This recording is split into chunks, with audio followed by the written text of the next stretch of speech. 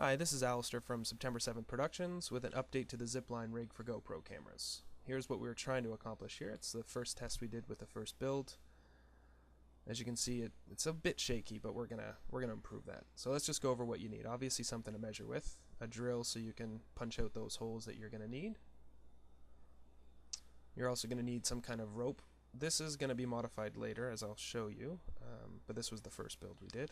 And then of course you're going to need two of these. These are what they call U-bolts, and sometimes referred to as horseshoe bolts. And you're going to need some pulleys. Now these ones are a bit smaller than the ones we ended up using in the end, but again I'll cover that in just a few minutes. So the mount that we chose to use was directly from the GoPro camera packaging. We use this mount several times just to kind of elevate the camera, but it provides a perfect platform for creating the Zip-Line Rig. All you need to do is actually remove it from the box. So you're going to need an X-Acto knife or something to cut with, obviously to remove packaging, and you're going to need a marker just to make sure when you do your measurements that you can mark it in and only have to cut once. So here's just an overview of everything you're going to need, and then we can jump right into the build.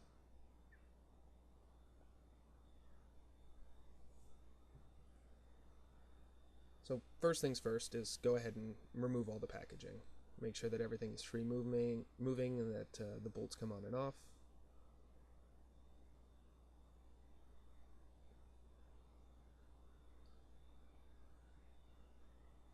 And then of course you're also going to want to pull those pulleys out. In the end we ended up using just one larger pulley, as you'll see. The same thing. Just make sure that they're ready. The thing to note here is that the actual base for these is a solid attachment. You can also buy the pulleys with a swivel base, but in our experiments that actually creates quite a bit of movement in the rig, so fewer moving parts the better. Get those solid ones.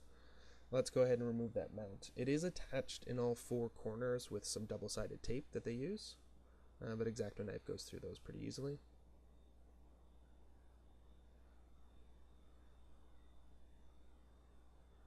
And once you do have it off, feel free to take off the remaining sticky bits. Just kind of run your knife around it and pull them off. It's more of an aesthetic thing though, so feel free to do it or to leave them alone. Here's just an example or a kind of overview of where things are going to go basically. So let's go right on into it. First things first is you want to measure it out and make sure that you're putting those holes in the correct place. And as the old adage goes, make sure you measure twice, so you only have to cut once, or in this case drill. I really can't emphasize that enough. With this particular one, obviously if you made a mistake, you could just turn the base 90 degrees and then try again, but you only have so many times that you can try that before you don't have any space to do drilling anymore. So once you've marked those in, it doesn't hurt, like I said, to measure a second time. And then we can go ahead with the drilling. So I just grabbed the bog roll and made things a little bit easier for actually drilling through instead of going into my table. Obviously if you have a workbench outside or something, that might be the better option. We go ahead and get those holes drilled. In this case I didn't have a bigger drill bit, I only have the one drill with me. But you do want to have slightly elongated holes, as you'll see. It's to allow those U-bolts to tilt, and we're going to end up making a bit of an A-frame out of them. But let's just cover this real quick. So these were the original pulleys that we used. We used two of those in the original build. It actually caused quite a bit of friction. So we upgraded to a single pulley that's quite a bit bigger, and we're also going to modify the rope a little bit that we used.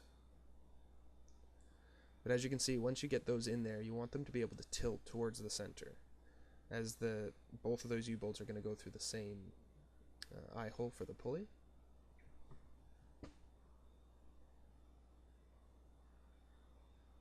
So go ahead and get those on there, and then we want to tighten everything up. And by that I mean you want to push the U-bolts in as much as they can while maintaining that pulley roughly in the center. That's going to again cause significantly less movement in the rig in the end. And then just go ahead and tighten those bolts. So as you can see, we're making a bit of an A-frame there. Now Now this is the original rope that we'd used, and this is the upgrade. We went to just coated wire. It's much smoother, and as you can see here, any rope that you get is going to have a certain level of texture to it, and that texture is just going to add further friction when you're actually using the rig.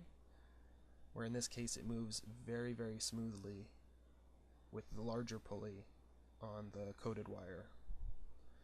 One extra thing that you're going to need is referred to as a wire rope clamp. These are just going to help you actually mount either side of the coated wire, which is significantly harder to just tie onto something. So it's pretty straightforward there. Then once you get that quick release clamp in, I strongly suggest that you use the silicone rubber stopper to make sure that you don't have any catastrophic accidents. And as you can see, this is an outdoor test that we shot. It's significantly smoother than the indoor test, though the use of a counterweight would be very helpful. But yeah, that's about it. So thanks for watching. If you have any questions, just shoot me a message. Love to hear from you.